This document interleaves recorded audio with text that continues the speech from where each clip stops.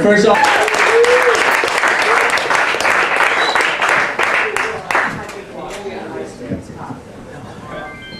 hi guys, how you doing? Awesome. That's fantastic. I hope everyone's got a drink in them because I'm about to drop a bomb on you guys. I'm French. That's kind of the reception I was pretty much counting on. There may be one or two of you. Anyone else French in here? Anyone else? Yeah, I didn't think so. I didn't think anyone else. There are probably one or two of you guys out here, but you're not going to admit to it. No, it's kind of like if I were to stand here and be like, anyone else have a warrant out for their arrest? Anyone else? About the same reception. It's kind of how we view the French. It's we haven't really given a lot to society per se. I mean, there was democracy. Democracy, I guess that went over kind of well. I think in 1944 we found the baby in the cake, so we had to host World War II. So that seemed to go over pretty well. But other than that, I mean, you got the French kiss, but that was just tongue. Like, someone's gonna figure that out eventually. I'm really not gonna credit the French with that. We did figure out the Lucky Pierre. Yeah, no one knows what the Lucky Pierre is, do you?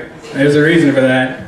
It's a it is a position of a sexual nature. One might even say a sexual position.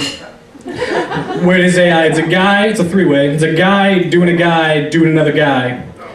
And I'm not sure the physics of it. I don't know I don't know if it's like if there's a crew captain in the front just yelling like stroke, stroke, and everyone's just kind of going that, or if it's like a pendulum deal, like a Newton's cradle. Like it kind of goes back and forth. Maybe they do it military style, where like you take a turn in the back, and then you gotta like come back and then run up to the front, and then like take your turn there. I don't know. And the guy in the middle is Lucky Pierre for very obvious reasons, I guess. It's not something I've tried. Not like I'm looking forward to it or anything. Haven't really had any offers per se, but I imagine I'd turn them down. Graciously, of course. But there's a lot of things I don't really understand about things like that, like the women with your cycles syncing up. I don't know how that pans out. I'm assuming it has something to do with chemistry or biology because I'm horrible at both of those. So it probably has something to do with that. But I don't know if it's like if like one of you starts on the first and one of you starts on the 10th, if you guys just mean the middle, or if it's like a seniority order thing. And like, you know, like the older woman, if she starts on the first, she like tells the person who's on the 10th to come up. Like, you know, like it's, oh no, trust me, it's better up here. It's like paying rent, you know, the first of the month, hit the check, everyone knows it. I feel like I'm talking a little bit too much about genitalia. It's not, maybe it's a slightly uncomfortable subject. I did a lot of theater in college. Anyone else do a lot of theater or any theater at all? Yeah. Woo, one guy. Yes. It's kind of weird that a simple random sample of people in Southern California, you would think the opposite. But sorry, LV, so I had this director. She was absolutely fantastic. Brilliant director, visionary, but as anyone who's ever been in theater knows, generally, the more awesome a director is, the more you kind of question their sanity on a daily basis. She was no exception. This was the most ferocious woman I'd ever met. She was like 5'1" on a good day, maybe 100 pounds if she was soaking wet holding a brick.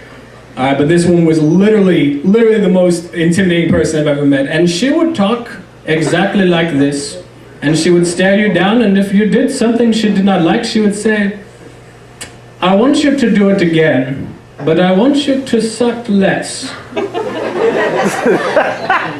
And she was from France, and you may think that that is odd because this is not a French accent. But this is exactly how she sounded, and she would say such gems as, tragedy is, it's like vomit.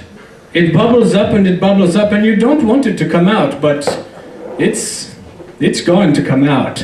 And it just comes and it keeps going and you want it to stop, but it's not going to stop. And by the end of it, your character is like Cinderella, and you want to give her a sandwich. That's about as much sense as it made to me. We're all just sitting there like, oh yeah, no, that makes perfect sense. Keep going. Words of wisdom, keep it coming, I like it. We did Seussical the musical. And one lady was doing Notice Me Horton, and my director decided she was going to play the part of the elephant, started waving around. She was like, oh, I'm an elephant, and you're just a little bird. Maybe I do not see you. I don't know. Besides, I'm an elephant, and you're just a little bird. What would we do together? Do you want to break the rules? Maybe I want to break the rules. We are in the world of Dr. Seuss. Perhaps there are no rules. Perhaps. And these are just little gems, things like that. I wanted to get into musical theater. It was something I've always kind of wanted to do, but there are two primary problems with why I could never do that. Number one, I lack, what do they say, emotional expressive intensity, which just means I'm not gay enough. And it's not for lack of trying. It's not. I literally gave it the old college try one time, and that is why I have never been invited back to the University of Scranton.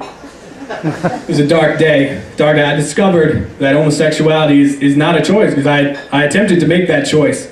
I failed miserably. It wasn't a good time. But we rolled forward with that. The other one is just primarily, I can't dance. It's, I mean like musical dance. I mean, I can dance. We want to go to the club, I'll tear it up. You know, because I have my one move. It works every time. I call it the big man dance. You guys are going to have to work with me, because there's a little fence for Mr. Rogers' neighborhood right here. So you guys are going to have to work with me on this. But I'm going to show you the big man dance. And big men, if you're out there, pay attention. It's going to work for the ladies. It goes a little something like this. Get a little head nod. Bite the lip. And you just do that over and over. Once you get the inertia going, it really just takes care of itself.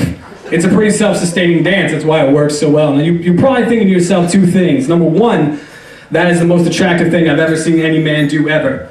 And number two, why is it called the big man dance? And I'll tell you, it's because if you see anyone under 200 pounds do this,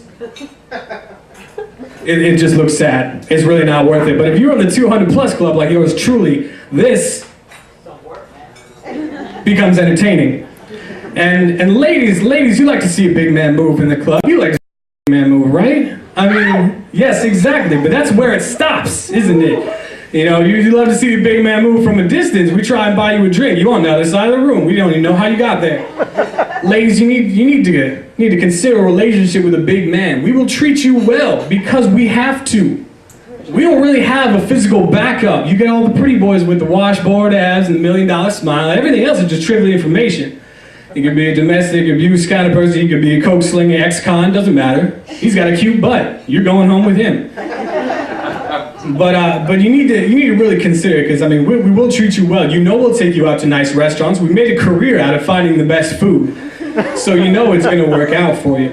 But you need to consider it, because I've never once, and I would love to hear this, but I've never once heard a woman be like, yeah, Steve treats me bad, but you know, he can eat a whole pizza by himself, and I gotta hang on to that. That's commitment. All right, that's my time, guys. Thank you very much. I'm Steve Balliet.